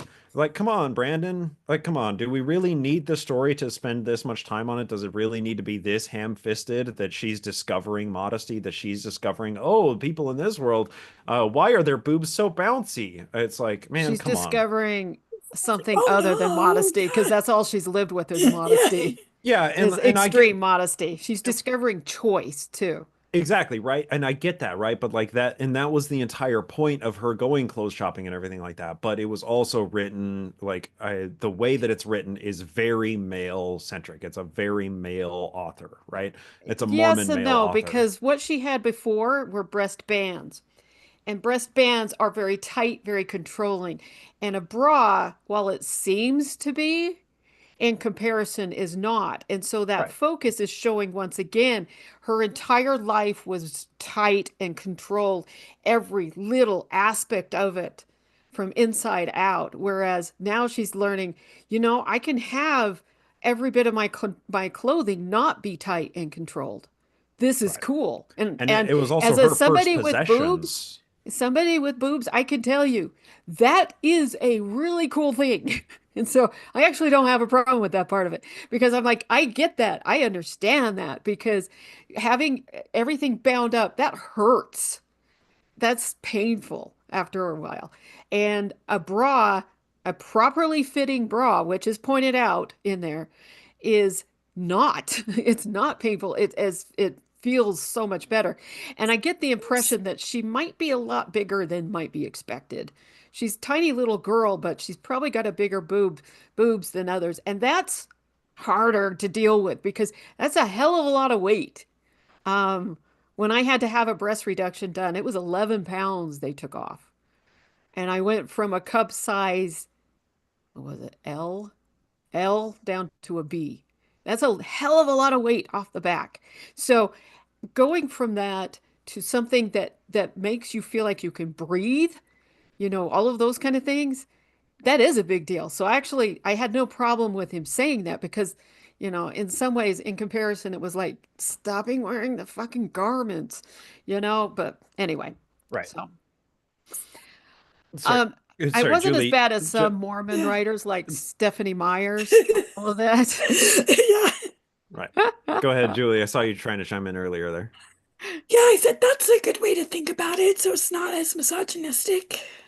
Well, Yeah. okay, so maybe all right. So I'm reading this as a man reading Hmm. a man writing a woman's experience, right? So I'm coming at it with my prejudices and trying to upend those prejudices and trying to see where writers can write these things in ways that are the most representative of the actual legitimate experience. So like I have my lack of ability to see it, but I did find that there were aspects of this entire clothes shopping scene and what it represented was really important because Yumi wanted her own possessions. She had never had any of her own possessions, and her getting a set, getting clothing and going clothes shopping with Painter's friend slash crush. This is her first opportunity to get something of her own, to get her own possessions, to exercise her own freedom of choice. But there were aspects of this thing that were needlessly sexualized, I feel like. And that's where I feel like it was not necessary. And like and beyond that too, it wasn't just Yumi and her going clothes shopping and Brandon spending so much time talking about her boobs. It was also, oh, Design, the noodle shop owner who's actually a construct. Brandon had to make sure that she had a really, really nice ass. And we had to comment on it like 3 or 4 times throughout the commentary that Design has a really nice ass. All right. Oh, Which but design she's comments on herself. right, exactly. And like and Yeah. Painter, like, oh, she's caught Painter staring at her a couple of times. Oh, he. It's one of those things of like, why is this detail necessary? Why do we need to have this female character having aspects of her body sexualized when all of the when Painter, we have nothing about him that is sexualized. Parts of Yumi are sexualized throughout the book. Nothing about, and the only sexualization of a male character we get is Tojin, who is a bodybuilder who loves showing off his Which body. was fitting. I mean, that was equally as much as what was going on with the women. It was Was it? definitely that. Yes, it was. The super focus on him and his bodybuilding is every fucking time he's in a scene, except when he was attacked by the stable nightmares. And Right. so It's also, it's but it's talked also about. volume of print, right? Like Yeah. every time we get Tojin, right? But the Tojin is an ancillary character. So when we're So is sexualizing the design, though. himbo, right? Yeah, I get that. But when we're sexualizing the himbo Tojin, right? It's one or two lines of a comment during a scene, whereas there are entire chapters built around the sexualization of Yumi, of design, Yeah, of the sexualization of women was a lot more than that one character. I yeah. thought. Yeah. So I'm bringing all these things up because these are flaws that I saw within the writing style of it, and just things that like I wish the story didn't rely on these aspects of it.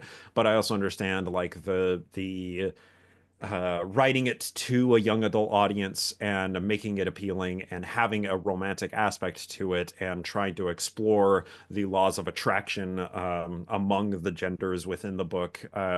It was very heteronormative, very Mormon, very, strict modesty for the women, very, um, Only in Yumi's world. There wasn't the strict modesty in Painter's world. yeah, yes, No, that's there fair, wasn't. right? But Yeah. it's also Painter's world that is seen as the sinful world, the one that's attacked by nightmares. That's where the women are sexually liberated. Mm, fair. I wouldn't say that the story relied on any of that, though. I disagree with you there, too. Well, that's the thing is the They were story. Yeah, there as okay. comments, but the story didn't need them there. It wasn't relying on those things. And I've read enough that do that I was like this, these don't these don't rely on it. They're just there. Which goes further to my point. If those are details that are there or that are superfluous details that the story doesn't rely on, why are the details there? Because that's Yeah. really the problem for me is if this is just needless titillation, then is it actually serving the story or is it something that's detracting from the story? I didn't feel like it was needless titillation because, like with design, she's coming into this as a completely alien being, and her comments are, "You humans are this way. This is funny with you Yeah, I made humans." myself this And way so I did it just this to way on titillate. Yeah. purpose because of that, and she's enjoying pointing it out. And so the pointing it out I think was good because it's a way of focusing on the fact that we humans do this. This is something that gets done. And the bathing ritual, I think the focus there, I mean, you don't get these descriptions of him of his dick rising or anything like that. Probably it does. There's a side mention of her staring down below his waist at one point, but it's more of this was so unusual for both of them. They were uncomfortable with it. And you have to do that when you are portraying this situation because that is what would happen. This would be exactly how it would happen. And how the two finally came to grips with it as not facing each other and not, doing these things. And then Painter finally making it into something he could be comfortable with, which was, I'm going to dress and undress myself. Yeah. And for that, I was like, this is the man doing it. And so, because everybody's undressed in these bathing rituals, and this is something with the Japanese culture, is the bathing rituals, everybody's undressed and they're all in there together. And this is just, it's not sexualized, it's not any of that. And so, for them, that's why when they get to it, Yumi as a spirit starts just undressing herself as well and getting into the water as well because this is part of the ritual. And so I didn't see any of that as anything sexual. To Painter it was, which it is to Americans when they go and get involved in one of those. It's like, okay, all right, well this is means, where it's nothing sexual, it's just bathing. And so it's a whole different viewpoint.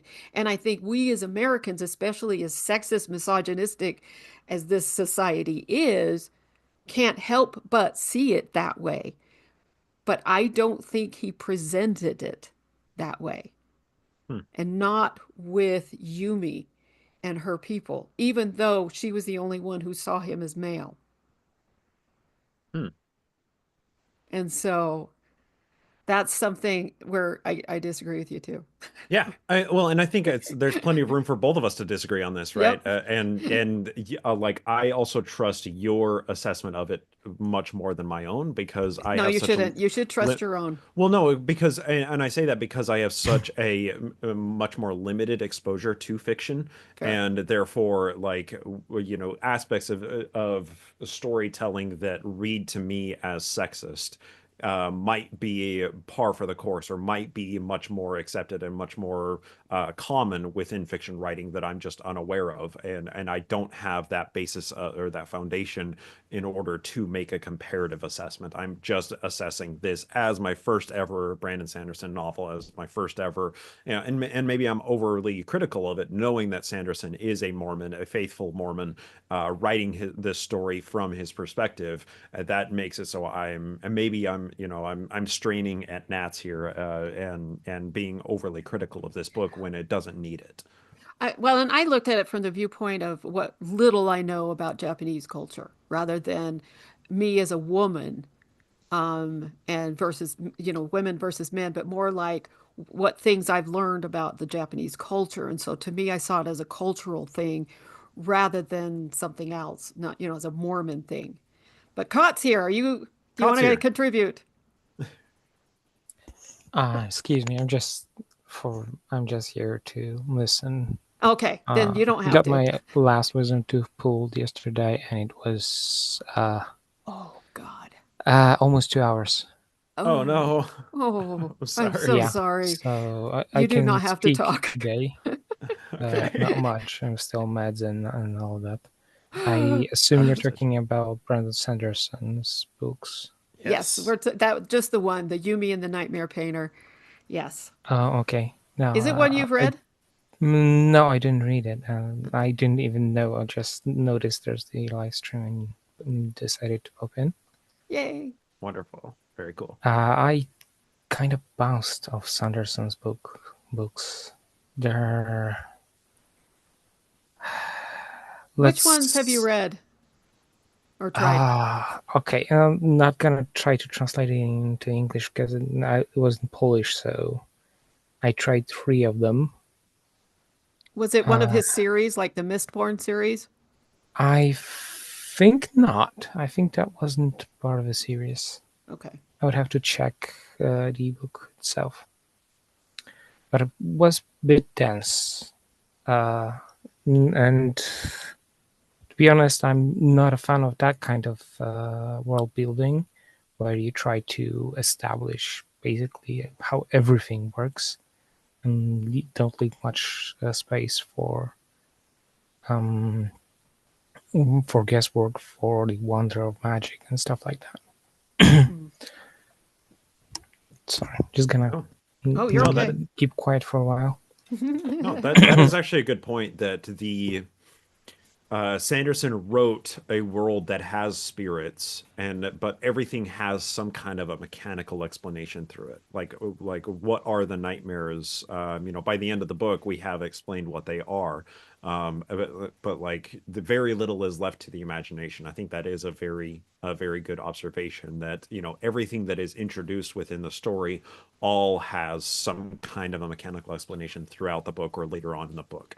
Um, and yeah, and but as a self-contained, especially a young adult fantasy novel like this, I think it is appropriate that less is left to the imagination and it's more geared towards, here's a story, here's how everything works in the story, here's the establishing world, here are the rules of this world, and now that I've set up all these expectations, I'm going to fulfill all of them by the end of the book. And the book was very self-contained in that way.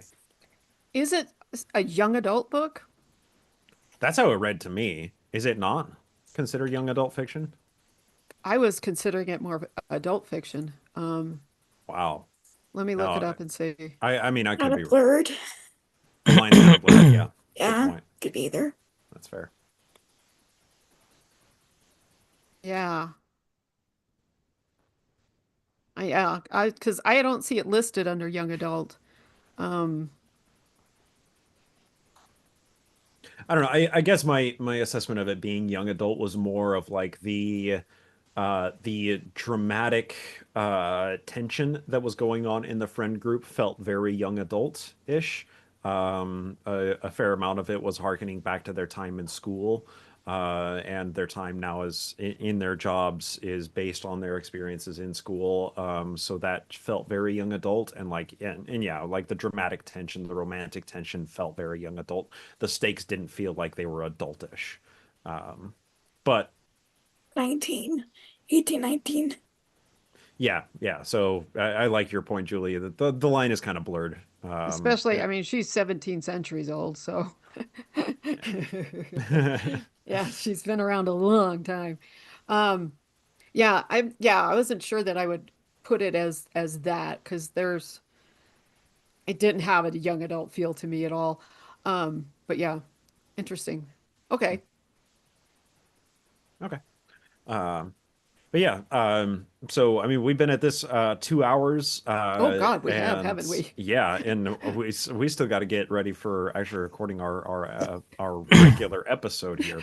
But we got you on caught for a minute here. Yeah. Really Could happy I to have you here. suggest the next book, maybe, if you can Yes, consider it? Please, yeah. Uh, yes. it's The Traitor Barrow Cormorant. Okay, by who? Oh, give me a second. I need to open the Kindle. Okay. I don't remember much at this time. My Is this ADHD is is running rampant. is it fantasy genre? Yes, it's fantasy. Okay. So that was our like 45% of those voting on it were voting for fantasy. Yeah, and that was among like 7 different options or something. So it was overwhelmingly people wanted to do fantasy this time around. Yep. So, all right, definitely need to add this book to the list though. Okay. But while y'all are finding that, I'm gonna pull up Aurora's email here with the discussion prompts and see is there any other parts that we wanted to Oh, that's just Seth briefly Dickinson. discuss? Dickinson, Traitor Peter? Barrow Cormorant. Yes, Seth Dickinson. Seth? Is it Seth, did Seth you say? Dickinson. Okay. Seth. Yeah. I'm sorry, I'm still slurring a bit. Oh, you're okay. No. Oh, it's all good. So I was like, there's also Peter Dickinson. That's always my first thing I Yeah, think yeah. of. The Trader Boro oh, Barrow Cormorant. I'm gonna type it in Cormorant. chat, maybe. No, it's okay. I've got it pulled up in front of me right now. And it's even on Audible. Good. Excellent. I have not heard of this author. Great. Oh, you should read it. You're gonna love I it. will. I I think will. It's going on Wonderful. my it's first of the series. yeah. And to sell it a bit better, I have ADHD. I have memory issues from trauma and stuff like that, Mhm. and I rarely remember a book I read last year. In this case, I had about a year break in the middle, about 2/3 the way into the book, Mhm. and I sat with it last week and basically remember every single detail, every single name, person's place, and yeah, that was a weird thing, but it is good. It is good, and it does tackle a lot of stuff Good. in it. Fantastic. Awesome. Awesome. Great recommendation. Very cool. Thank you, then. Thank you. Any other Shannon, Julie, any other points with Yumi that you'd like to vocalize before we cut and run for the afternoon? Said it all. All right. I'm intrigued enough that I will try some other books. I still need to read Wheel of Time again. I just like it's just yeah. I mean, having only read the first four back when they were very first written, which that's the 90s. I do need to sit down and read them all again, um, and see how those are. But I am curious to see what his others are like because the style of this I very much enjoyed. I enjoyed the poetic prose of it. And I like it when an author can do that, but I also enjoyed the fact that I could see layers to it. And especially with it being a layered artwork and everything else. I don't know. When you get something like that that truly understands how important art is to the world and to being human, then I just love it because, you know, as he says in it, because art is and always has been about what it does to us. And that's enough. That's partly why I read 27,000 books a year, you know. So Right. Um, we actually also it's only have 1,300, but you know. Anyway. we also have a recommendation by Roy, who's watching on the YouTube side, maybe The Book Thief. And The Book Thief was another title that came up in this recommendation cycle as well. And we're going to have to add that to the list. But I'll concur with you, Shan. I want to read more Sanderson books as my first exposure to him as an author, Yeah. and I think there's provocative writing within it that I want to I want to read some of his more well-known books. Mistborn, I mean, I understand that it's an absolute banger. So I really want to tackle Mistborn. And just to just see what other books he's written, how he, I get a sense for his writing now, and I'd like to explore it a little bit more. But I really enjoyed this story. This was a fantastic recommendation. I see why Aurora recommended it. It has there are a lot of, as you're saying, Shan, layers to the story. They can take away multiple interpretations. There are you can apply the storyline to a bunch of different things and view it as social commentary on a bunch of different social structures. And I think that does speak to the seasonedness of Sanderson as an author. And yeah, and I thoroughly enjoyed the book. I thought it was a good book. It was a fun read, and that there's plenty to read from it as an ex-Mormon reader. There's a lot of really good story points to take away. Yes. I actually want to try the other secret projects. Yeah, get a little bit more backstory on design and a coat rack character, Yeah, whole because age, apparently whatever. he's in one of the other ones. I think that's what Aurora said. Yeah, I think so. Um, I want to do that. The wizard in the medieval thing. That's the one I'm going to read Yeah, that next, one sounds pretty actually, fun too. Yeah, because I'm just like, okay, all right, we're talking like Merlin era here. fantastic. Um, So that should be fun. I don't know. We'll awesome, see. awesome. We'll see if this is just a vastly different style from his usual or what. I don't know because these are different Yeah, apparently from his others. So I don't know. fantastic. We shall see. We shall see. But yeah, well, that is going to do it for us today. We are cracked over the 2 hour mark. For our patrons who make these hangouts possible, patreon.com/glassboxpod. Thank you so much. Thanks for tuning in. Thanks for supporting, and thanks for participating on the panel.